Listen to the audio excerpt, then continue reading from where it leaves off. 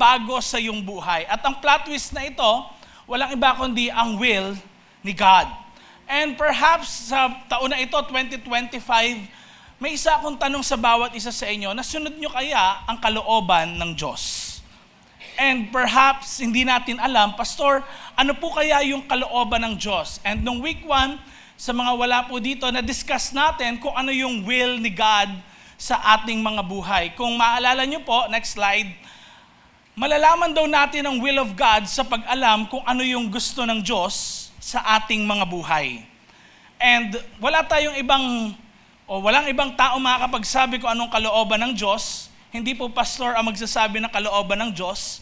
Hindi isang mayamang tao, but the Word of God. Sabihin mo nga, Word of God. Ano yun? The Bible. No? And alam niyo po, nung last week din, sa mga wala dito, na-discuss din natin, dahil minsan, kapag parang may hindi maganda nangyayari sa buhay natin, nag-i-struggle tayo saan? Overthinking. Sino dito yung mga taong parang overthinker ka talaga? And sometimes, talagang, alam mo yun, yung worry ka sa mangyayari sa future mo or mangyayari sa buhay mo. And para daw natin ito maiwasan, kasi di naman talaga natin may iwasan, darating yung mga thoughts na hindi naman mo talaga siya iniisip, pero biglang may isip mo. Tama ba yun? No? Pero para daw maiwasan natin, kailangan focus ka sa kung sino ka ba nagiging araw-araw. Hindi dun sa kung ano na yung ginagawa mo ngayon. Ano ibig sabihin ng pastor? Hindi focus si God or hindi after si God sa kung ano yung position mo ngayon sa work. Let's say, naging manager ka, na-promote ka, you're a businessman, lumaki yung pera mo.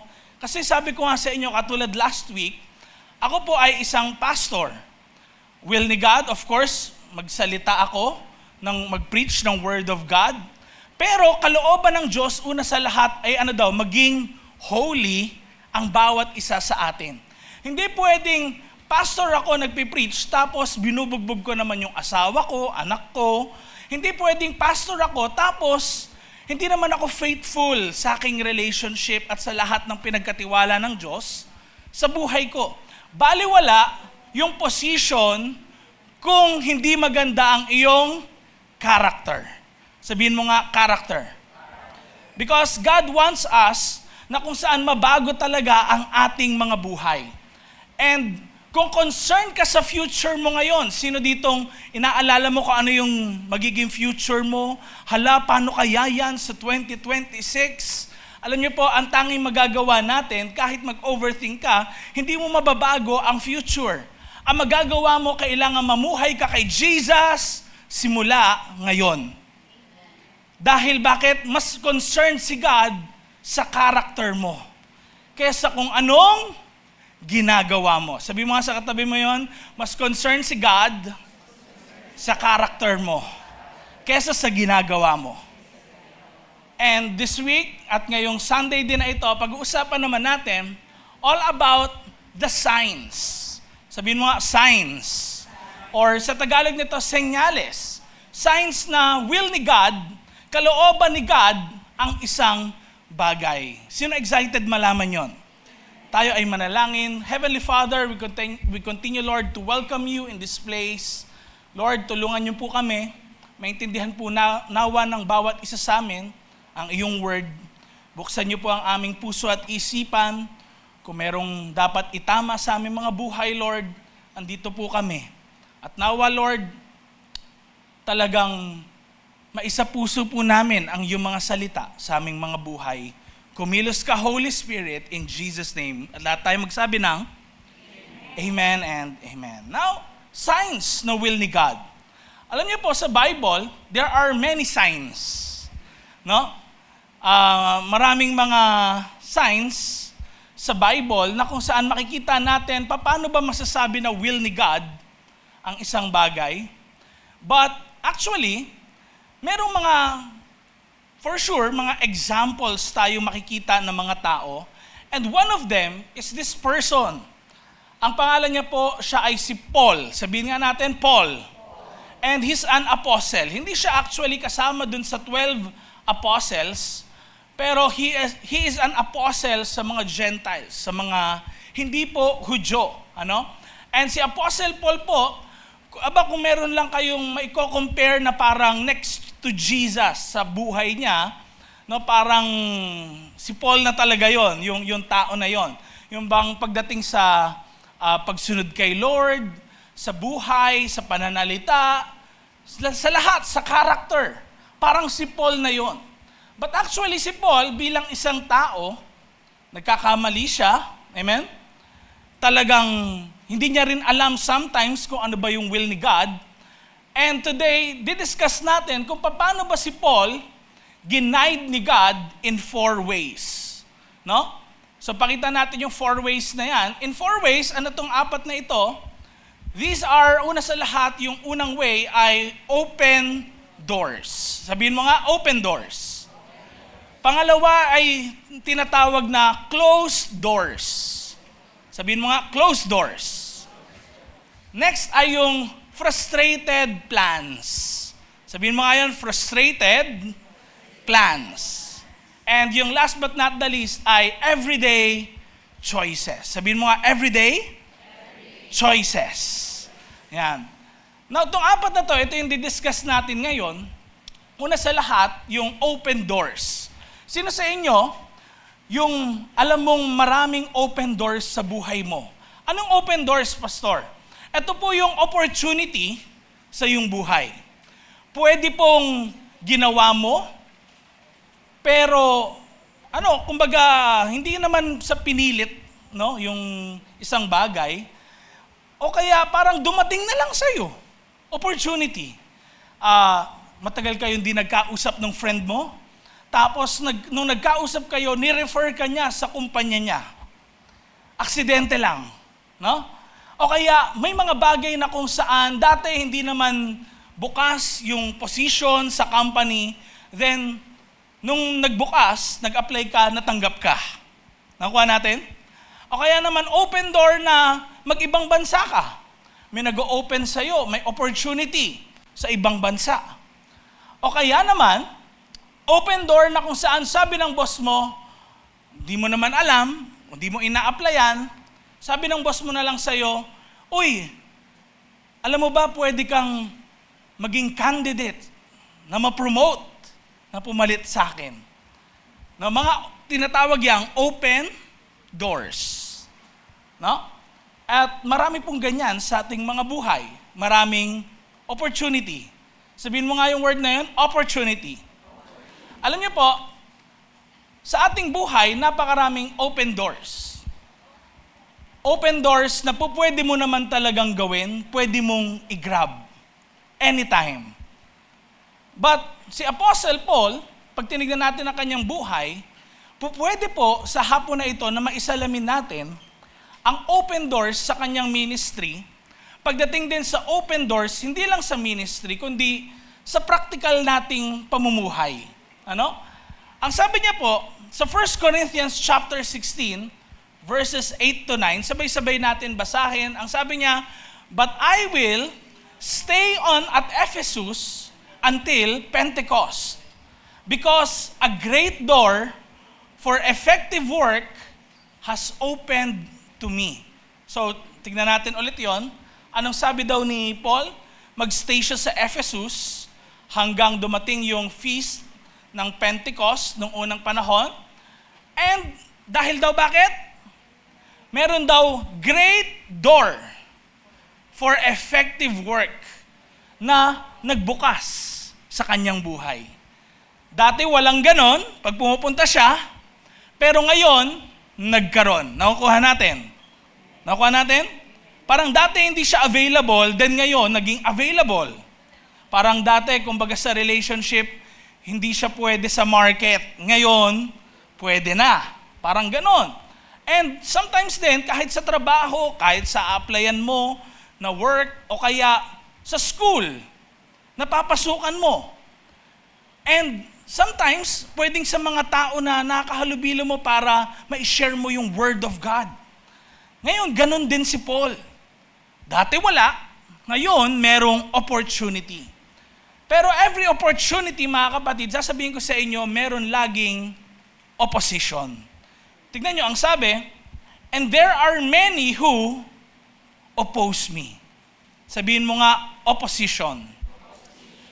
Now, an open door pala, pwedeng kalooban ng Diyos may opportunity sa iyong buhay.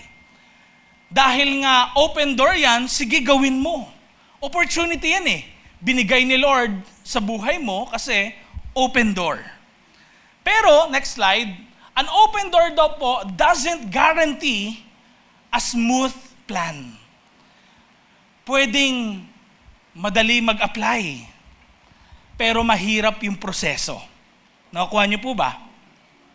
Pwedeng madaling makapasok kasi may connection, pero mahirap at matagal yung proseso. Pwedeng may mga taong hindi payag, may mga taong nag-o-oppose sa'yo, pero hindi ibig sabihin hindi nakalooban ng Diyos. Kasi bakit? Sometimes, alam niyo po, next slide, the bigger the opportunity, mas greater daw po yung opposition. Pwede bang sabay-sabay natin sabihin yun? The bigger the opportunity, the greater the opposition. So kung malaki yung open door sa buhay mo, pwede rin mas marami mga tao maging against sa'yo. Mas marami kang kalaban, mas matindi yung labanan. Pero alam niyo po, kapag merong opportunity na ganyan, at merong opposition sa'yo, may laban sa'yo, sometimes actually, next slide, yung mga opposition sa ating buhay, hindi ibig sabihin, hindi nakalooban ng Diyos. Okay? Kasi minsan sumusuko na tayo, di ba? Ay, ayaw naman. Ay, pwede naman mangyari yun. Sana maging tuloy-tuloy na, maging smooth na lang po, Pastor, yung processing ng papers ko. Pero parang matatagalan po ata.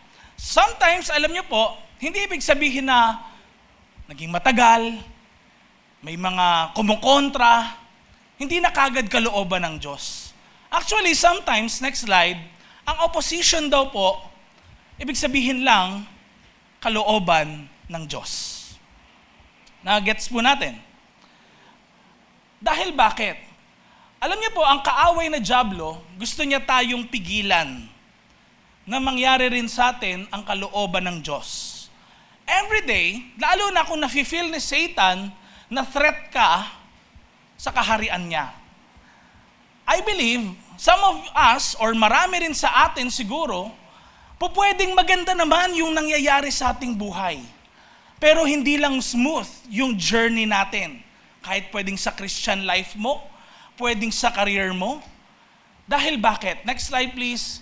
Ang devil kasi will not waste his time fighting those who aren't, a threat. Tanungin mo yung katabi mo, threat ka ba sa kaaway? Kasi po pwedeng ang ganda ng intention mo pagpapasok ka sa school. Pwedeng gusto mong ma-win kay Lord yung mga classmates mo. Pwedeng gusto mong, dahil dun sa work na yun, ang intention mo talaga, pag nakapag-provide ka sa family mo, pwedeng gusto mo talaga silang dalin kay Lord. Kaya lang, nagtataka ka, bakit hindi ka makapasok dun sa company na yun? Pwedeng, kaya ka papasok sa company na yun, gusto mo talagang masuportahan yung mga kapatid mo. Maganda yung intention mo, but sometimes, the devil will do all that he can para i-hinder yung magandang plano ng Diyos sa buhay mo. Now, paano ba si God nagga-guide sa ating mga buhay? Gusto niyo bang malaman yon? Paano ba tayo gina-guide talaga ni Lord, Pastor? Sometimes, alam niyo po, pwedeng supernatural na magsusulat talaga si Lord sa wall. Sa Bible, ganon, Yung 10 Commandments nga, actually, sinulat daw ng kamay ni God. No? And, doon din, pagdating sa Babylon, or sa Book of Daniel, nagsulat yung invisible na kamay sa dingding para i-judge yung mga hari. Nagiinuman sila. Ang saya-saya nila. Pero biglang may nagsulat na kamay sa dingding. Pwedeng supernatural thing. O kaya may narinig kang boses galing sa langit, di ba? Pwedeng supernatural thing. Pero sometimes daw po, ang will ni God, parang clear opportunity lang sa iyong buhay. Wala ka naririnig na ganun. Wala kang panaginip. Wala kang nakikita na nagsulat na ganyan. Walang miracle, in short. Pwedeng normal lang na buhay na kung saan nagbukas ng opportunity si God sa buhay mo. Dati, hindi naman open, pero ngayon, nag-open sila. Nakukuha po natin? Ano yung number 1? Open door. Ang next ay closed doors. Sabihin mo ngayon, closed doors. Sa Tagalog, saradong pintuan.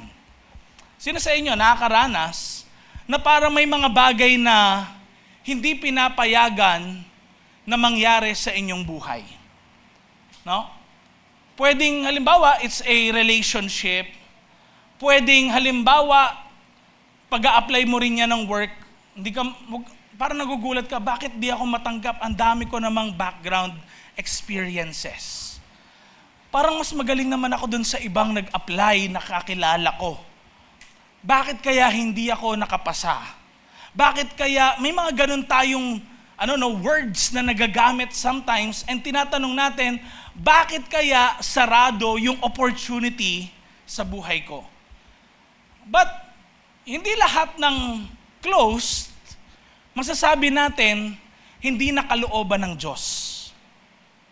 Tingnan niyo po, anong nangyari sa buhay naman ni Paul, nung si Paul and Silas po, nag-travel sila sa area ng Phrygia and Galatia. Sa Acts chapter 16 verse 6, ang sabi po, because the Holy Spirit had prevented them from preaching the word in the province of Asia at that time. Tignan nyo, ang ganda ng intention nila. Magpipreach lang sila ng word of God. Pero ang sabi, the Holy Spirit prevented them. Hindi natin alam specifically kung paano. Hindi naman po yan yung parang di ka makapunta dun sa lugar, parang may invisible wall kahit anong lakad mo. Hindi ganon. Kung hindi po pwedeng may mga nangyayari sa kanilang buhay na hindi talaga matuloy-tuloy. May mga ganun ba tayong experiences sometimes?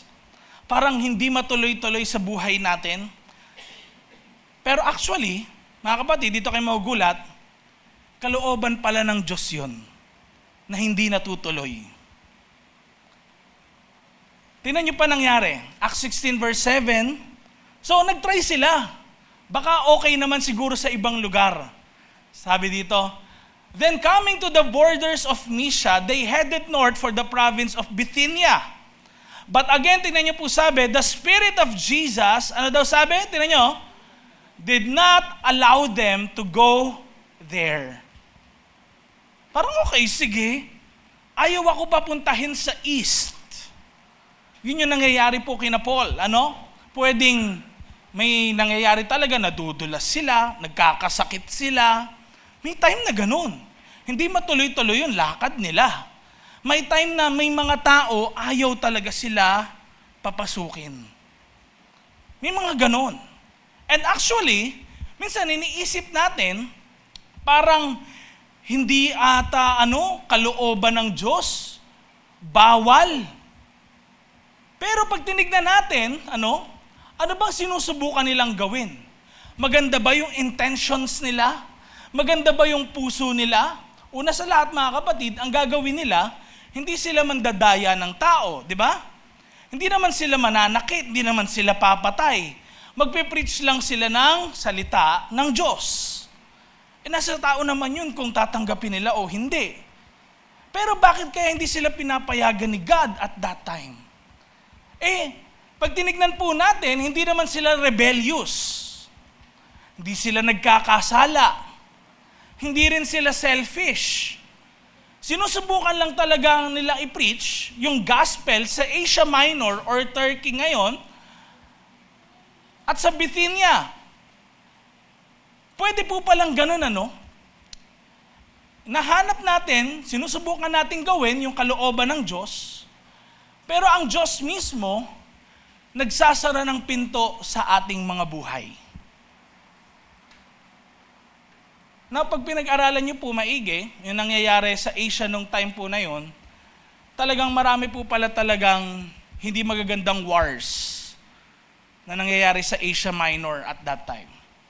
And pag tinignan din natin sa ating mga buhay, pwedeng may mga pagkakataon sa atin na hindi niloloob ng Diyos, sinasarado niya para rin sometimes iligtas tayo. Mga kapatid, next slide. God's no is still direction. Ano yung ayaw natin madalas sa salita? Siguro yung no. Tama? O kaya, wag. Hindi pwede. Yan yung ayaw natin. Tama? Yun madalas. But actually, pag sinabi ni God na no, sometimes, wag natin isipin na hindi niya kalooban. Kalooban niya dahil pwedeng gusto kanyang iligtas. Pwedeng meron siyang mas better na plano sa iyong buhay, kaya siya no. Alam niyo po, no ako ay college, meron kasi akong kaklase na sa malayo pa talaga sila, galing sa Antipolo, then nagbabas daw sila, papuntang PUP. Sabi niya sa akin, alam mo kaya ako na late? Paakyat na ako nung bus, biglang sinara ng konduktor yung yung pintuan ng bus. So naghintay pa ako, sabi niya, mga 5 to 10 minutes. Alam mo naman, di ba, nagpe-pray ako lagi, ganyan. Tapos sabi niya, after 5 to 10 minutes, may dumating ng bus, sumakay na siya. Then nakita niya mismo daw sa daanan, yung bus na nasakyan, na dapat sasakyan niya, nasalpok sa gilid ng sasakyan na bus din. Nung sumalpok, nakita niya, sabi niya, aba, kung sumakay pala ako doon, pinilit ko yung sarili ko sa sinarang pintuan, baka lalo akong ma-delay sa school, or worst case scenario, anong pwede mangyari sa akin? Pwedeng mapahamak. Sometimes, yung no ni God, pagliligtas niya sa atin. Sometimes yung no ni God, yun yung dahil mahal ka niya. Ayaw kanyang mapahamak. Pwedeng, dati meron kayong relationship na pwede nga talagang at this time naghiwalay. Pwedeng may position, dati doon ka sa company na yon, ang taas ng sahod mo, tas nalipat ka. Si God, tandaan niyo po, dinadirect niya rin ang ating buhay, and sometimes hindi puro yes yung answer niya. Sometimes, anong word yon? No. Ang answer niya sa ating mga buhay. Alam niyo po, ang gusto natin sometimes, hindi talaga kalooban ng Diyos. Kahit gaano pa ka-pure yung kalooban mo, yung parang, ang ganda naman ang gusto ko, Lord Para sa family ko naman to Lord, para sa kapatid ko naman to. Para sa anak ko naman to. Para sa career ko naman to. Para sa future ko. Pero alam niyo po, hindi lahat ng gusto pala natin kalooban ng Diyos. Amen? Sometimes kasi, ano nangyayari? Pinoprotektahan naman tayo ni God sa mga sarili rin natin. Kasi ganun tayo magmahal minsan, di ba? Ewan ko kung sino sa inyo yung ganito. Yung parang nag-work ka para sa family mo, ngayong Christmas, binibigay mo sa kanila malaking portion ng sahod mo, tapos parang ganito, kahit konti lang yung matira sa'yo, okay lang. Di ba? Then you will wonder, magtataka ka bakit? Bakit ganito nangyari, Lord? Parang ang ganda naman ng intention ko nung una, bakit ganito? Hindi tuloy ako makapag-support ng full. Ba't lagi ako nabibitin dun sa budget ko? Because sometimes the Lord is saying, grabe ka kasi magmahal sa iba.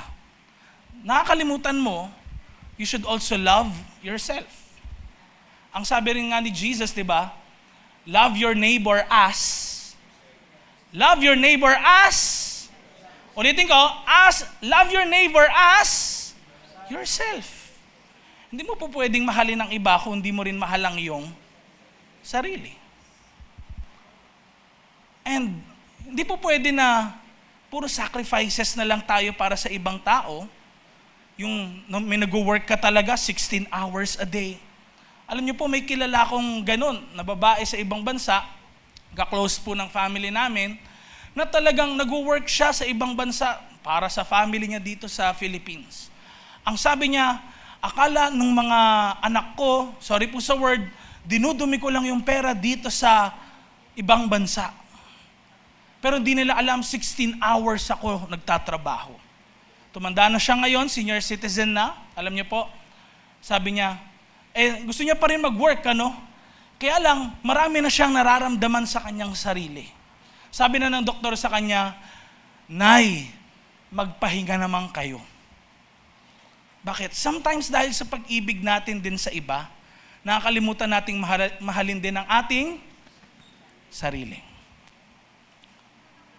Kaya ang closed doors, ang no ni God sa ating buhay, it is also God's will. Amen? Kaya sabi mo sa katabi mo, yung no ni Lord, sabi mo, yung no ni Lord, ibig sabihin din nun, mahal ka niya. Amen? Kaya huwag kayong malungkot kung halimbawa dapat ngayong taon na ito ikakasal kayo tapos next year na lang. Huwag kayong matakot kung na-delay yung sahod mo. Na-delay yung bonus mo. Bakit? Pwedeng may no si Lord pero He knows. Baka nga kapag kaya na-delay pala yung bonus mo kasi kapag binigay niya ngayon, ubus ka kagad kasi. Parang lumipad lang. Tapos mangungutang ka na naman January ng 2026. Ano sabi? Narinig nyo? Aray ko. So, next slide please. Kaya isasarado ng Diyos ang mga maling pintuan para mapunta ka sa tamang lugar. Kaya may mga nalaman akong gano'n na lahat in-applyan niya, lahat ng mga gusto niya. Then suddenly may lumapit sa kanya, di naman yun option niya sa work, di naman yun yung option niya na school. Doon siya nakapag-school, doon siya nakapag-work. Kaya sometimes kino-close ni Lord yung ibang doors para i-lead ka niya rin sa kanyang kalooban. Hindi dahil sa hindi niya kalooban, kaya sarado, kundi kalooban niya dahil para iligtas ka at mangyari rin sa'yo yung kalooban niya. Amen? Amen ba dyan? Amen. Next slide. Kaya paano ni Lord ginaid si Apostle Paul? Sometimes, alam niyo po, pag binasa niyo, incredible. Bakit? Angels magpapakita talaga kay Paul. Pero sometimes, open door lang. May opportunity, may pagkakataon, grab ko. Pero may pagkakataon na hindi, walang opportunity, parang may humahad lang lagi, parang di natutuloy, kalooban din pala ng Diyos yun. Next ay tinatawag natin na frustrated plans. Sabihin mo nga yun, frustrated plans. Bakit frustrated? Sino sa inyo, yung at times hindi kayo sure sa kung ano ba talaga yung gagawin nyo. Kaya pag tinanong kayo, tara sama ka, pwede ka ba ng ganitong oras, ganitong araw? Anong sinasabi natin? Try ko. Sige, tignan natin. Baka, siguro. Ano pang words natin? Tingnan ko kung kalooban ni Lord. Bakit? Kasi at times, frustrated din tayo sa mga plano natin. Walang answer si Lord. Hindi all the time, may nafe-feel ka in your heart na, ito talaga yung dapat kong gawin. Hindi sa lahat ng oras, nag-speak si Lord sa word niya sa Bible, Hindi sa lahat ng oras nag-speak si God na may ginagamit siyang tao sa iyong buhay para magsalita. Hindi. There are times, actually, next slide, si Paul po in the Bible, hindi siya sigurado sa gagawin niyang desisyon. Pero hindi siya yung takot na parang, hindi ko na alam anong gagawin ko. Ay! Lord, sorry, hindi ko alam. Nagkasala ba ako? Bakit hindi ko maramdaman? Anong kalooban niyo sa buhay ko? Hindi siya ganon. Hindi siya nag-freak out. Hindi siya yung parang nanginginig na lang o kaya nagkakaroon siya ng anxiety, kakapin niya kasi, di ba? And at times, parang kaya ganon, nafe-feel natin, parang masyado tayong worried. Sometimes, hindi naman natin dapat isipin, iniisip natin. Parang, alam niyo, pag ginawa ko to, baka di kalooban ni Lord. Mamali ako. Ano na next? May mga tanong tayong ganyan sa ating isipan. But let me tell you, si Paul, may mga times na hindi rin talaga siya sure sa kung anong decision gagawin niya. Itong taon na ba na to? Ito na ang taon na magpapakasal ako? Magpo-propose na ba ako? Ito yung taon ba na to na magtatrabaho muna ako para makatulong sa family ko or pagpapatuloy ko yung pag-aaral ko? Ito ba yung panahon na lilipat na kami ng bahay o hindi? Pwedeng iba-iba tayo ng pinagdadaanan, pero let me tell you, si Paul, may time na hindi siya sure sa mga pinaplano niya. Frustrated plans. Tingnan niyo sabi sa 1 Corinthians 16, verses 5 to 6. Tingnan niyo sabi after I go through Macedonia, I will come to you. For I will be going through Macedonia. And tingnan niyo yung words niya, naka-highlight, perhaps I will stay with you for a while. Or even spend the winter. So that you can help me on my journey wherever I go. Then, tingnan niyo yung sabi, next, verse 7, for I do not want to see you now and make only a passing visit. Ano sabi niya? I hope to spend some time with you, if the Lord permits. Balikan natin yung verse kanina. Anong mafe-feel niya sa sinasabi ni Paul? Sure ba siya sa gagawin niya? Parang ganito, no? Uy, punta ako sa inyo. Kaya lang di ko pa alam anong oras, tsaka kailan. Di ko rin alam kung magtatagal pa ako, ha? Sometimes, di ba, may ganun tayo na thought sa ating mind. Tatagal ba ako sa company na to or hindi? Saan ko ba dadalhin yung family ko? Dito ba sa lugar na ito o sa kabila? Mag-aaral na ba ako ngayong taon or hindi? Baka kasi kailangan ng mga kapatid ko ng tulong. Alam niyo po, in our lives, na-experience natin yan. Na-frustrate tayo. Kaya ang iba sa atin, ano nangyayari? Nag-overthink. Pero tingnan niyo yung words ni Paul pagkatapos, yung verse 7, next slide. Ang tingnan niyo yung words niya. I hope. Umaasa ako. And ano rin sabi niya? If the Lord permits. Kung loloobin ni Lord. Kung mangyayari. Kung papayagan ni Lord. Kasi hindi ko alam. Bakit? Not all the time, hindi ako sure. Not all the time, talagang 100%. Ito, kalooban to ni Lord. Ito, kalooban to ni Lord. Hindi ganun all the time. Amen? But bilang mga Christians, tingnan niyo yung sabi ni Paul sa next letter niya sa Corinth. Tingnan niyo, no? Tingnan niyo yung next letter niya. Bakit niya nasasabi yung I hope if the Lord permits, etc.? Tingnan niyo yung words niya. For we walk, tingnan niya, for we walk by faith, not by sight. Ano ibig sabihin nun? Hindi ko pa nakikita, pero nagtitiwala ako kay God. Hindi ako sure, baka mali nga yung decision ko, pero nahayaan ko si God. Sige, tuloy. Sometimes yung mga lumalapit sa atin, Pastor, hindi ko alam sinong sasagutin ko sa ganitong lalaki, na mga naliligaw sa akin. May iba rin, Pastor, sino ba nililigawan ko? Match kaya kami? Di ako sure.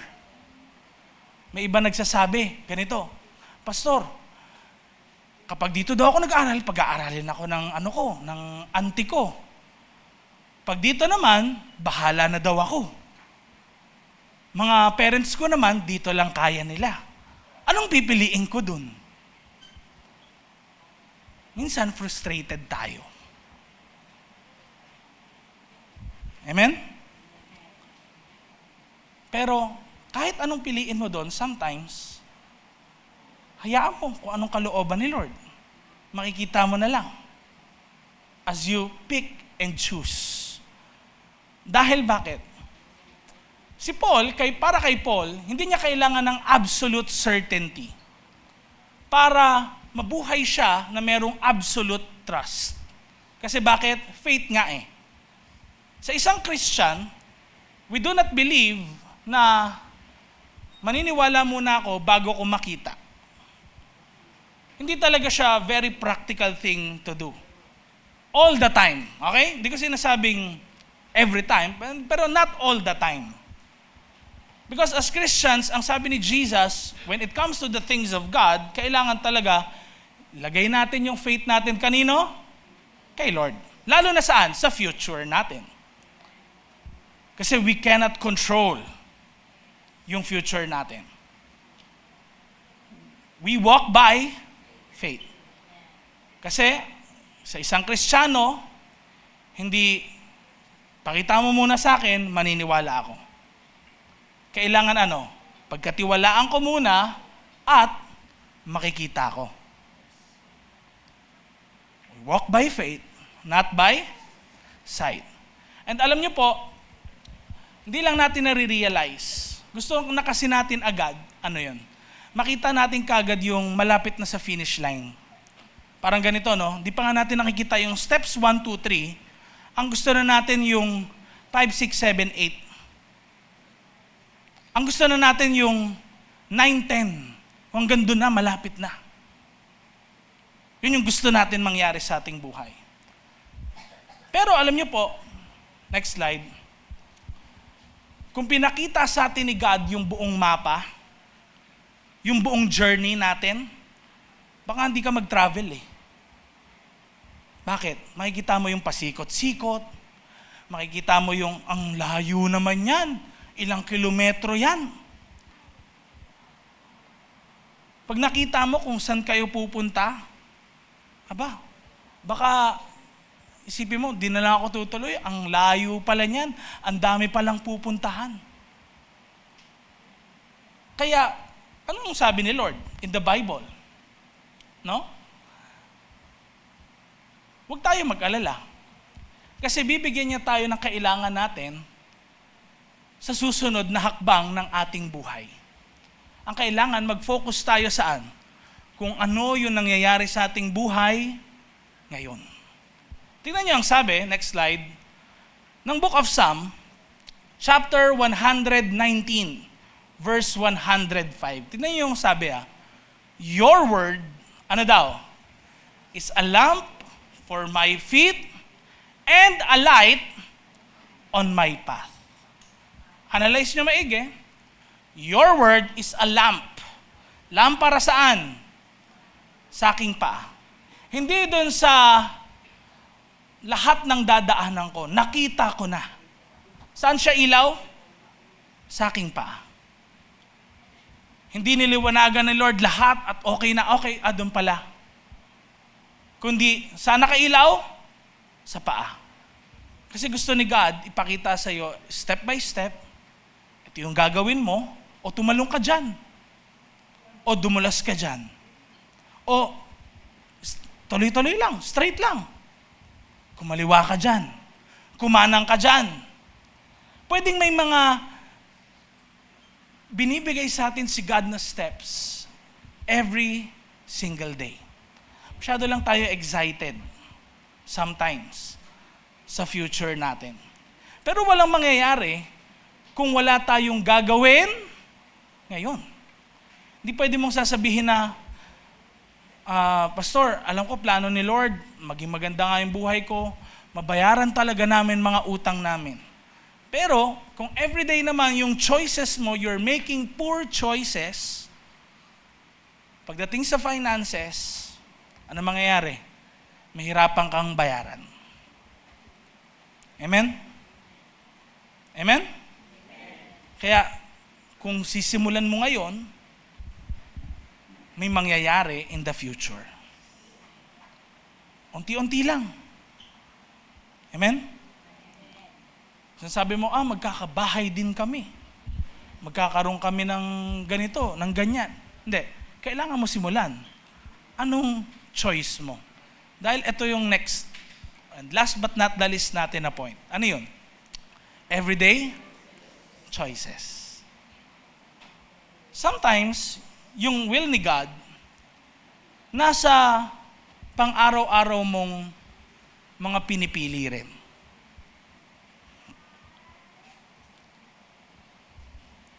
Bakit?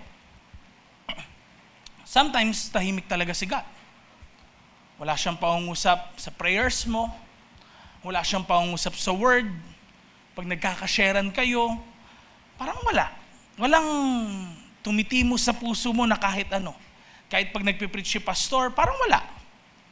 Kahit anong narinig mo pang mga bagay. Because sometimes, ganito, no? Next slide. Hinahayaan ka na lang ni God na pumili. Naulit ko, sometimes hinahayaan ka na lang ni God na pumili. Pili ka. Ikaw bahala. Ba't ganun? Pastor, ba't ako yung hinahayaan ni God na pumili sa mga ito? Kasi sometimes, ganito, hindi kanya bibigyan ng sign, pero bibigyan kanya ng choice. Next slide, please.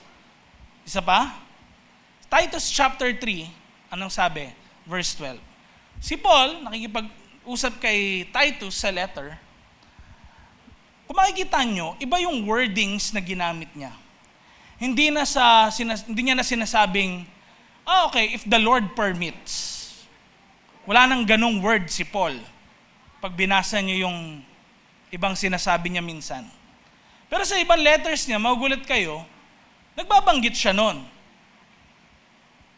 Pero meron din kasi tayong sariling choice at times. Kaya tingnan yung sabi niya, I have decided to stay there for the winter. Hindi kalooban ng Diyos na magstay ako doon, walang sinabing ganon, ako na, sarili ko na. Nakuha natin? Sometimes, sarili mo na. Tingnan niyo sabi rin, 1 Thessalonians chapter 3 verse 1, si Paul, sabay-sabay natin, basahin 1, 2, 3, go. When we could stand it no long, we decided to stay. Nanatili na lang kami.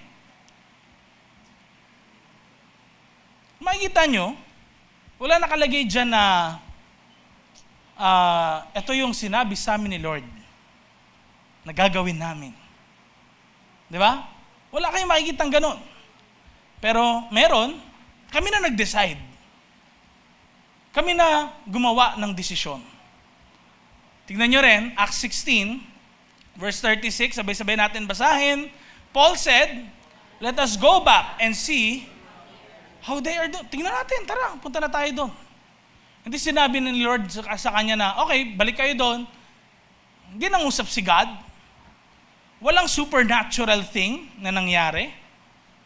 Pero dito niyo po makikita, sa lahat ng decisions natin, every day of our life, kahit anong piliin mo, next slide, kahit patingin mo parang mali, God is sovereign. Ano ibig sabihin ng God is sovereign? Kahit mali yung napili mo, kahit tingin mo hindi maganda, kayang baliktarin ni God yung sitwasyon. Kung kalooban niya talaga. May mga times nga na lalaman tayo na sabi magpo-proceed na daw yung company sa interview sa iba. Tapos hindi siya natanggap. After 2 days, biglang tumawag ulit. Sabi, pwede ka na mag-start kinabukasan. May time na ganoon ang nangyayari talaga. Bakit? Because God is sovereign. Kahit ano mangyaring piliin mo, okay lang, mangyayari pa rin. Kahit tingin mo close, kahit tingin mo open, hindi. Kung gusto ni Lord, mangyayari yun. Dahil bakit? Depende nga sa pinili mo. Kaya may nagsasabi rin sa atin, Pastor, bakit siya nakuha ng company na ganito? Ako hindi. Ang palad niya pa, Pastor, taas na ng sahod niya, ako mababa pa din. Hindi, teka. Nag-apply ka ba dun sa kumpanya niya? Hello? Nag-gets niyo ako? Nag-try ka ba mag-apply? Tapos sasabihin mo sa akin, ganon? Parang ganito, di ba? Isa iba sasabihin, ay siguro hindi kami kalooban ni sister or ni brother kasi may sinagot ng iba, Pastor. Hindi, tanong ko sa iyo, niligawan mo ba?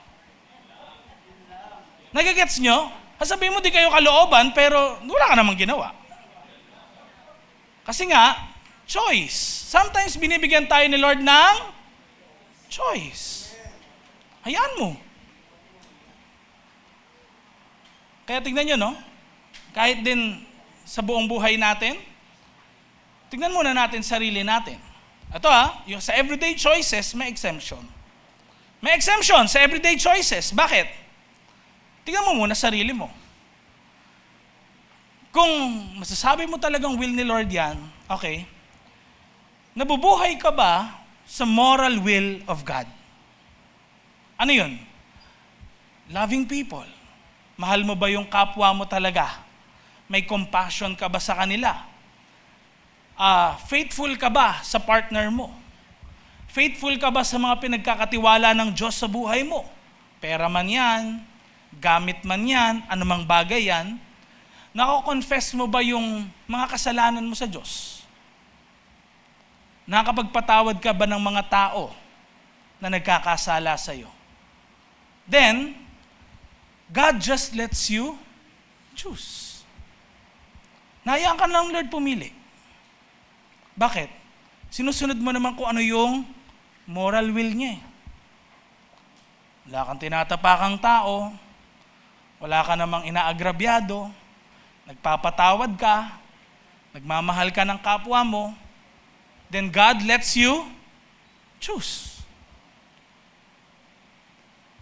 Now, may mga nagtatanong sa atin din, Pastor, paano ba namin mako-confirm kung talagang will ni God? Yung mga signs niya na yan. Kasi nga, signs, di ba, kulang ng ano? Confirmation, kung yun talaga yun. Maraming ways. But sa Bible, actually clear lang sa isang bagay. Hindi mo agad malalaman. Paano mo malalaman? Isang word lang. Time. Sabihin mo ngayon, time. Kaya sabi ng marami, di ba, time is the ultimate truth teller. Kaya in the Bible, actually nakalagay doon minsan false prophet, etc. Paano malalaman na false prophet? Time. Yun yung pinaka. Halimbawa, sinabi nung isang tao, nakapanaginip ako, ikaw daw ay namatay, etc. May nangyari daw na di maganda sa'yo. Malalaman mo kung totoo talaga galing kay Lord, kalooban ni Lord yung dream niya, pag nangyari talaga. Pero pag hindi, pwedeng invento niya lang yun para makontrol ka. Kinasal daw kayo o kaya ganyan, ano? Pwedeng magsabi ng kahit sino nun eh. Pero time will be the ultimate truth teller. Now, next slide. Ito yung question na bumabagabag sa atin lahat. Paano, Pastor, kung mamali ako ng choice? Di ba dyan tayo takot? Tama ba? Paano, Pastor, kung mamali ako? Kaya sometimes, ang dami kong kinoconsult. Pwedeng nagpapa-card reading ka pa. O kaya, nagpapabasa ka ng palad. Uy, 2 guhit, 2 anak mo. No? Kambal, mga ganon, di ba? O kaya, mukhang di ka na makakapag-asawa. Ganon na, kinakabahan ka lang. Paano na yun? Baka mali ako ng choice, Pastor, hindi ko siya sinagot. Now, katulad ng sabi ko sa inyo, kung talagang sinusunod niyo si God, yung gusto niya, amen?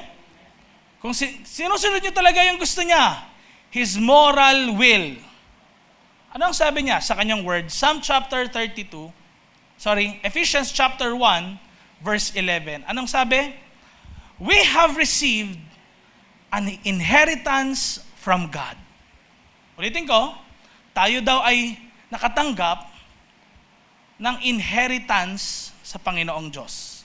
And sabay-sabay natin basahin, tignan nyo, and He makes everything work out according to His plan. Pastor, paano kung magkamali ako?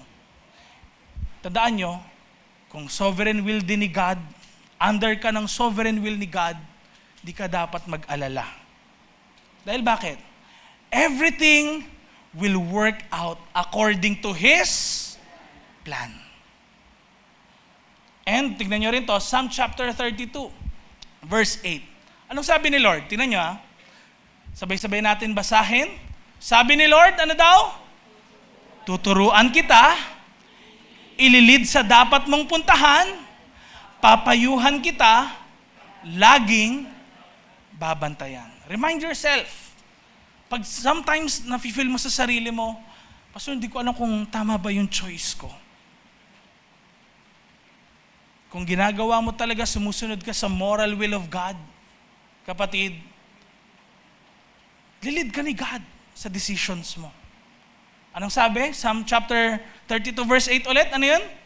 Tuturuan kita, ililid sa mga dapat mong puntahan, papayuhan kita, at ano daw? Laging babantayan. Yung verse na ito, Psalm chapter 32 verse 8, isalamin mo ngayon sa sarili mo. Dahil ba sa pagsunod mo kay Lord, sa tingin mo ba talagang nagabayan ka ni God sa buhay mo? Sa mga decisions mo?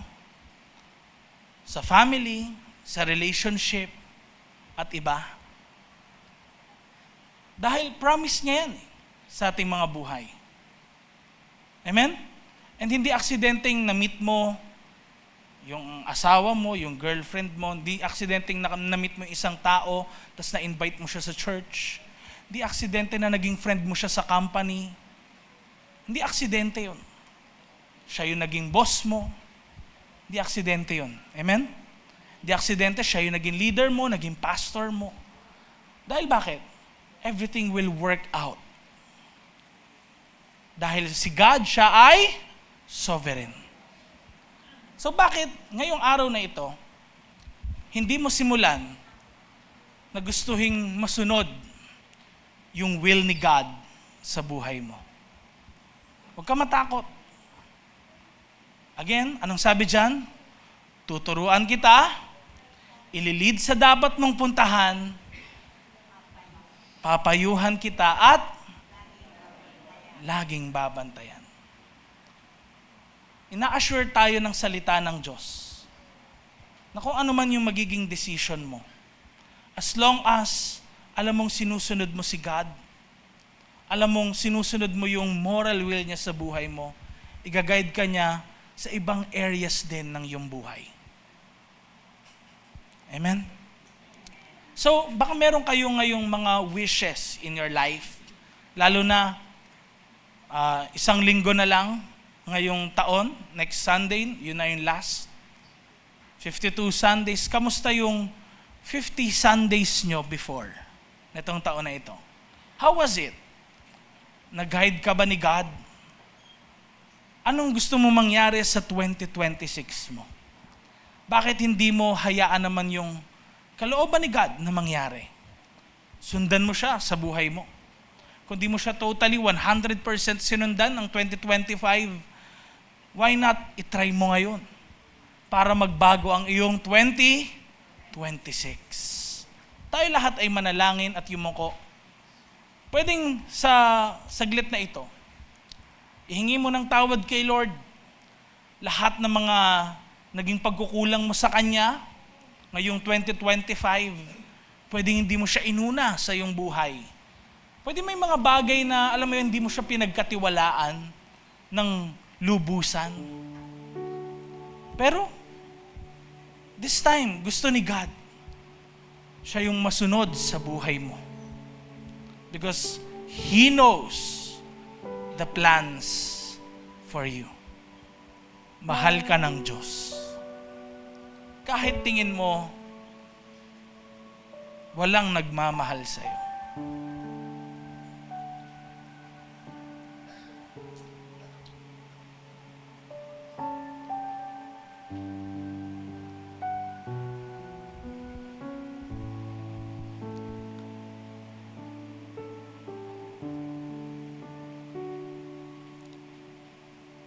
Kung na-confess mo yung sins mo at pagkukulang mo kay Lord, why not this time?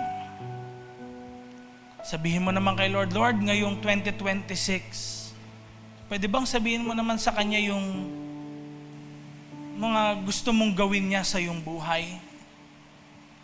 Walang masama sabihin kay Lord, ask. Diba? And you shall receive. Sige lang, ask mo lang kay God. Lord, sa family ko, ano yun? Ano yung gusto mong gawin ni God sa family mo?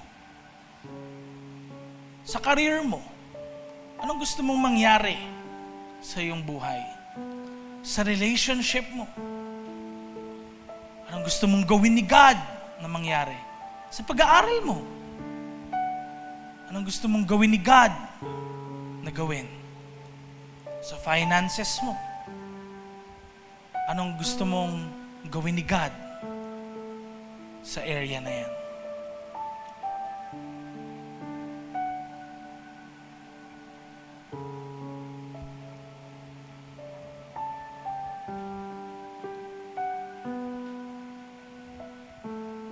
At pwede bang sabihin mo rin kay God sa huli ang mga salitang ito ng taos-puso. Pero Lord, sabihin mo, pero Lord, kung anong kalooban mo, ito po yung mangyari. Panginoong Diyos na buhay at makapangyarihan sa lahat, kami po lahat ay lumalapit sa inyo ngayong hapon na ito. Batid niyo po yung mga pagkukulang namin ngayong 2025. Pero Lord, alam namin mapagbiyaya ka sa aming mga buhay. Kaya Lord, may mga kahilingan kami ngayong 2026. At starting today, Lord, dalangin namin. Masunod namin yung will mo. Kahit may mga kagustuhan kami mangyari, kalooban mo pa rin, Lord, yung masunod. Dahil alam namin, sasamahan mo kami, tuturuan mo kami kung ano yung choice. Tutulungan mo kami, Panginoon, sa mga doors of opportunities sa aming buhay. At Lord, susunod kami kapag sinabi mo rin na no sa aming buhay. Lord, salamat dahil mula sa araw na ito, tinutulungan mo kami na maging centered ang aming buhay sa inyo. Can we once more worship the Lord? Pagkatiwalaan natin siya sa future mo,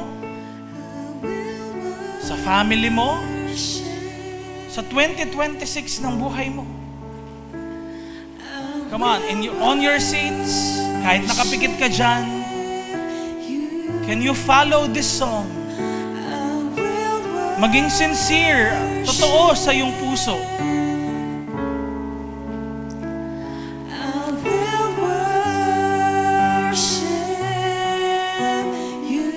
Sige kapatid, come on. Lift your voice kay Lord. I will worship you. I will worship.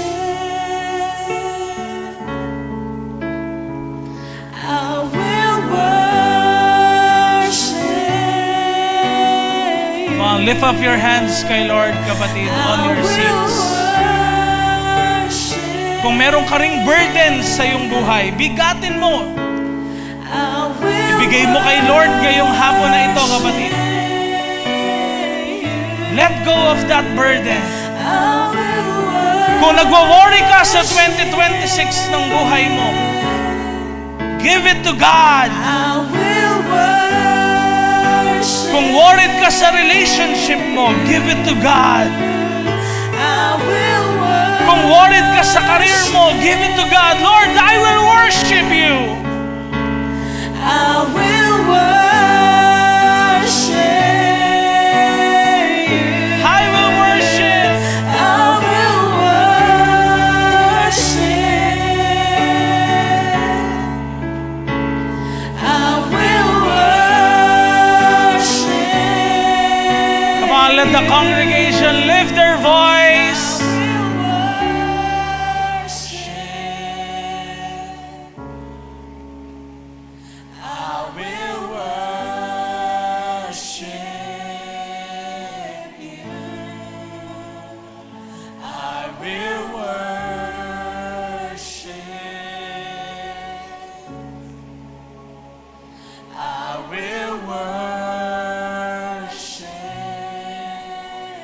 Mga babae, I will worship.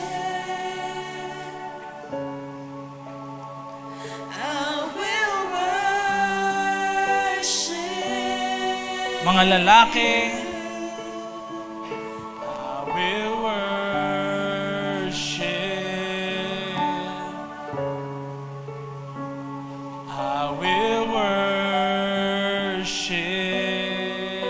Lahat tayo, I will worship. I will worship. Come on, I will worship. I will worship.